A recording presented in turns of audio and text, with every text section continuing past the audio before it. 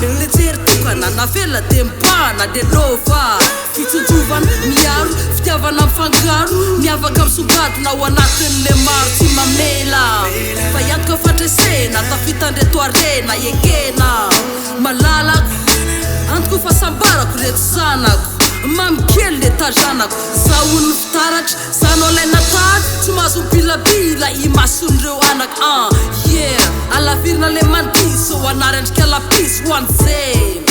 lalana mety ho ale tsy mora le mitay za sarotra le mame ireto fo fesa anatrindry ho tapakako fe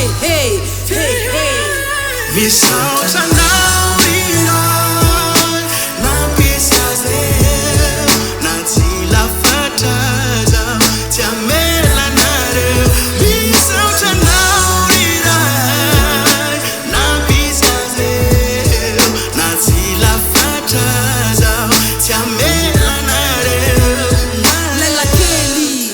ereto toandreny lasisy namonjy anekotra lasanjely misaotra miavo sy manataony lafo nomeny fanatenana nomeny an'le zaza tome fo fahasambarana fenony fity nomeny n'Andriamanitra namerina mity le fofeny ratra fitiavana latsapaka fitiavana gosabe fahasoavana be mitete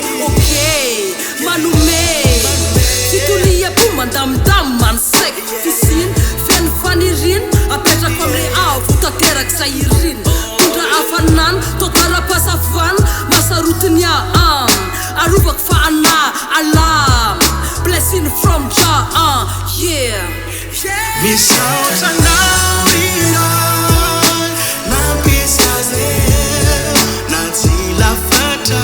zaho tsy hamela anareo misaotra anao iray nampiasa zay na tsy lafatra zaho tsy hamela anareo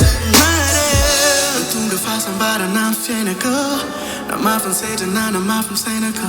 tsikanareo nampilefany fitetainako anareo na tonga fahasambarana amin'ny fiainako na mahafansetrana na mahafansainako tsikanareo nampilefany fitetainako anareo misaotra anao